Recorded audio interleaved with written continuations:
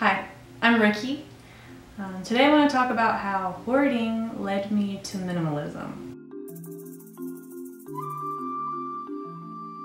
First, I want to say that hoarding and minimalism can seem like two opposite sides of the same spectrum, but not necessarily. And I do want to say also that I'm not minimizing the horrible psychological and psychiatric problems of hoarding, and I'm not saying that minimalism is just not having a lot of stuff. It's a lot more than that.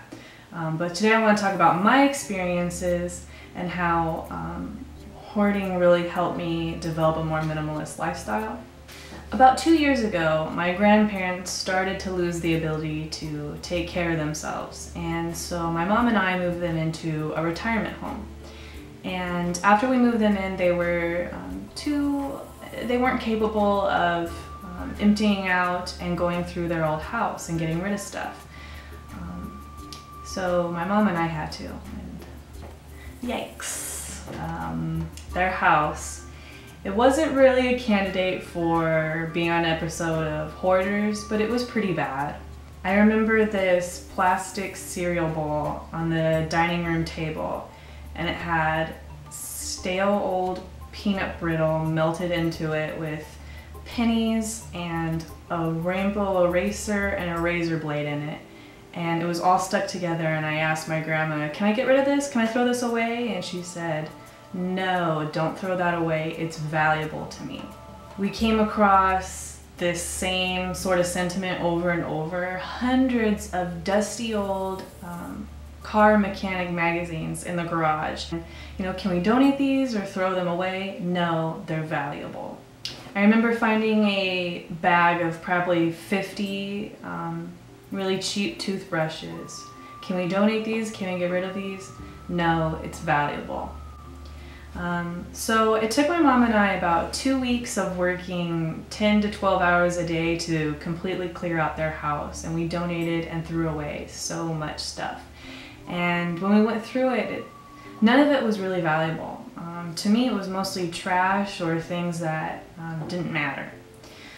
So during those 2 weeks, I would, after working all day there, I would come home to my own room and I would look around and, you know, see the things that I kept saying were valuable that I couldn't couldn't get rid of.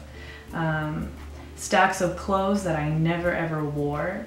I remember I had some beer steins that I was going to use when I moved out, but I don't even like beer. I was never going to use those. So during that process of cleaning their house out, I kept coming home and looking at my own things and really evaluating them and reevaluating them with a critical eye of, are these things really valuable to me? Or am I doing what my grandparents did? And is hoarding genetic? I don't know. But I know that I didn't want to lead my life the way they led theirs in regards to physical possessions. And when I thought of everything that I donated of my own during those 2 weeks, you know, I asked myself, were these things valuable? Do I regret getting rid of it? And no, I don't at all. I don't regret getting rid of one thing during that time. So was I myself a hoarder? No, not by any stretch. Were my grandparents? They were probably pretty close. I know that seeing their house and the way they lived was an inspiration to me to really start decluttering, and that was a major event in my life along my path to finding minimalism. So I recommend, you know, looking at your own stuff and really viewing it with a critical eye. Be very honest with yourself and very critical of, does this thing really have value? Does it really have meaning to me? And you might be surprised by some of the answers. Anyway, thank you for watching. I hope this helps you on your own journey. Bye!